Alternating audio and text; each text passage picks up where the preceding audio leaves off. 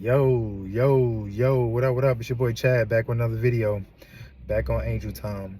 First, I want to ask you guys if you could hit the like button on the way into the video. It doesn't cost you a thing, but it means everything to me. And if you guys are liking the content, subscribe to the tribe. All right, so let's get it. If you're looking at the title of the video, I named it "Why People Take Advantage of Chosen Ones." Why people take advantage of chosen ones. And first, this is a sidebar because people are using the word, they're throwing the chosen one word out loosely nowadays. Like, everybody is using the word chosen one for various things, and I want to be the first one to tell you that if you are not following the law, statutes, and commandments to the best of your abilities, you're not a chosen one. If you are still partaking in worldly things such as celebrating pagan holidays, eating abominable foods, still getting high and drunk every night, and or having sex outside of marriage, you are not a chosen one. So I just want to make that clear, because like I said, this is chosen one seems to be like a clickbait type of thing nowadays. Like, everybody, I see drug dealers talking about how they're blessed and they're the chosen ones. Like, I see like women, like on Instagram, like they'll post something about them being a chosen one or being chosen by God, but yet you got pictures of yourself in bikinis and doing all that type of stuff, or you smoking or doing some type of thing. Like, so like I said, I just want to make it clear, like, this video is for chosen ones that are actually going through it. And even not just only for chosen ones, like if you have been called, like meaning like you started to wake up from the matrix, like you're starting to realize all the lies you've been told in your life and everything like that, like you're starting to come to the truth. That's who it's called. Like, you are chosen once you dive in head first. Like, once you say, all right, I'm gonna completely surrender my life to Jesus and the Lord, and I'm gonna follow the law, statutes, and commandments. That's when you're chosen. So, to the point, like I said, I made a video to talk about why people take advantage of the chosen one. So, without further ado, number one, you are held to a code of conduct. And what people overlook nowadays is, when you're Christian, you are Christ-like. So that means you got to behave and carry yourself like how Christ did. And one thing that I would say nowadays, how people take advantage of this, is because, like I said, they know that you under a code of conduct. Like, they know that you can't do certain type of things like a normal person would do to that person or whatever like that. Like, because you're under a certain type of code of conduct. Like I said, being Christian is being Christ-like. So we got to conduct ourselves just like how Christ did, even when we're dealt with adversaries and stuff like that. Like, so how they take advantage, like I said, there's plenty of people in the world that will do things, try to antagonize you, try to insult you, and then the second that you try to retaliate back, they will say, oh, aren't you supposed to be aren't you supposed to be go to church, and aren't you supposed to be holy, aren't you supposed to be doing this and doing that? Like, so like I said, they'll try to antagonize you and do everything just so they can like try to throw that in your face. Like, aren't you supposed to be Christian and holy, and aren't you supposed to be not cursing and doing this and stuff like that? So that's how they take advantage of you.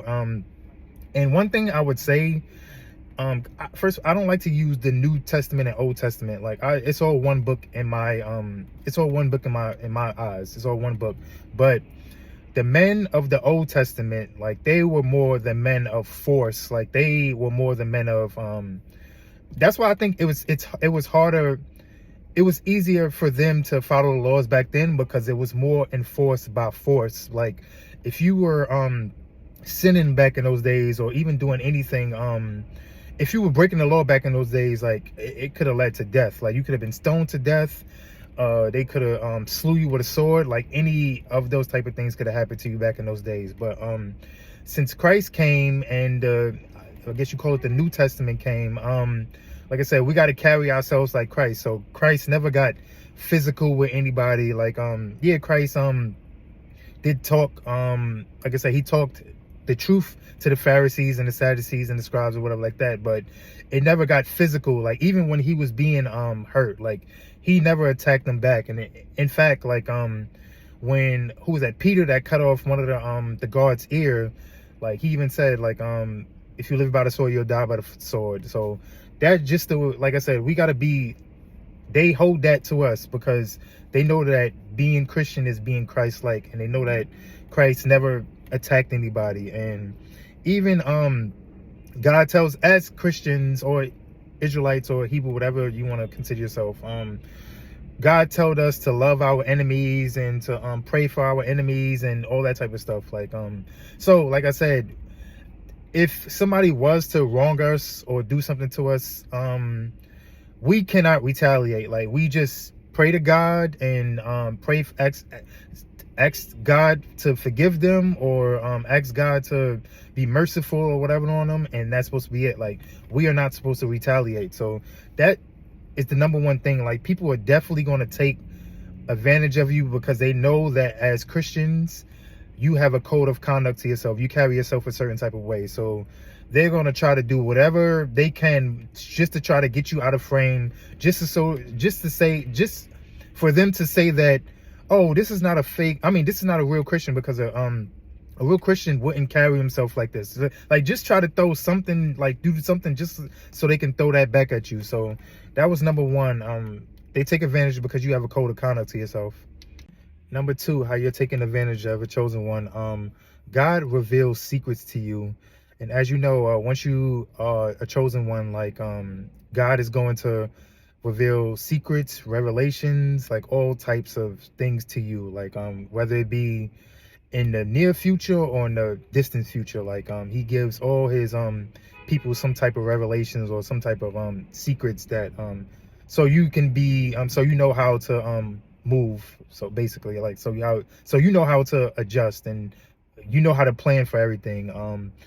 And as we know, and I said this in a previous video before, like God knows all of Satan's plans, and Satan knows none of God's plans. So that's how people are going to try to take advantage of you, because you know, as a chosen one, you receive direct instructions from God at certain times. So Satan's gonna always send some type of agent or some type of op to try to try to sabotage God's plans, or sabotage anything, like for the future, like try to delay any type of revelations that happen, or either he'll try to delay it or try to sabotage it in total. Like so that's how they take advantage of chosen ones in that aspect. Like I said, God shows especially the prophets and the prophetesses, like I said, they are getting direct divine instructions from God. So they're definitely going to try to take advantage and try to like sabotage what God shows them and everything. And not only he only send you revelations about like worldly things or whatever like that. He could be sending you revelations about yourself, like a blessing to come for yourself or whatever like that. So that's how they would take advantage of that also, because Satan doesn't want you to get your blessing at the end of the day. So he's going to send somebody to try to sabotage, or any type of try to do anything to get you from your blessing, because in some cases, that especially the initial blessing, in some cases, like that can be what can turn your life around. Like that first blessing can be what really has you, like that first blessing could be the first thing to really shows you God's hand, or really shows you the power of God, like that first blessing. So like I said, once you can receive confirmation from God about something like that, and like I said, Satan will send an agent to try to like sabotage that so you don't get that blessing. So that was number two, how people take advantage of chosen ones, because God reveals secrets to you, and the agents are going to come and try to sabotage whatever God reveals to you. So that was number two. And wrapping it up with number three, you are kind. And us chosen ones, like we go by the golden rule, which is do unto others as you would have done to you. So like we live by that rule. Like we're, as chosen ones, like we're naturally empaths. Like we we don't want to see the worst in somebody. Like I said, we want to see everybody. If it's up to us, the world wouldn't end like how it's supposed to, like how biblically it's supposed to end. Like if it was up to us, everybody would be cool with each other.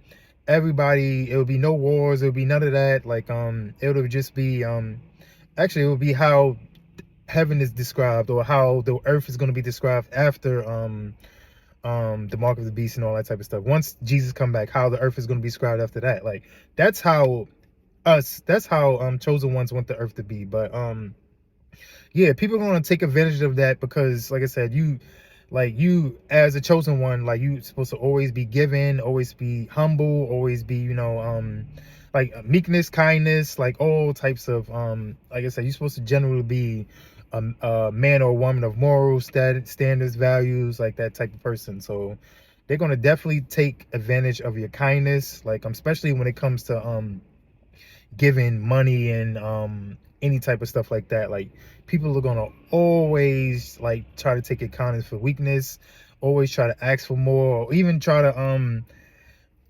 associate themselves with you just because they know that you're a chosen one, and that you know that you're getting blessed from God. Like them, just by them trying to just be around, but that's not necessarily a bad thing. Also, them trying to be around you because they know that you're a chosen one and they know that God blesses you.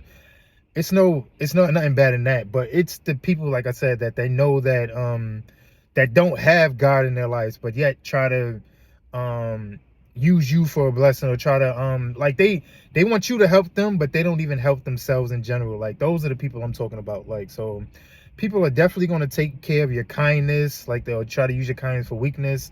They're going to take advantage of you for being an empath and not wanting like you always want to see the best in people. But like I said, it's a two-edged sword, because being a chosen one, you're gonna see the worst in people also. Like by trying to see the best, like by trying to be an empath, and by trying to think everybody is good and has good intentions, like you're gonna naturally just see the worst in people at times too. So like I said, it's a double-edged sword.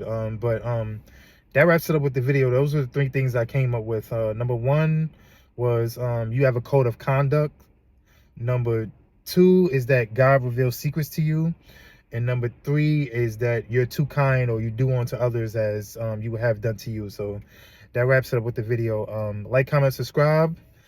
First, get married with the Most High, and then get on Angel Time.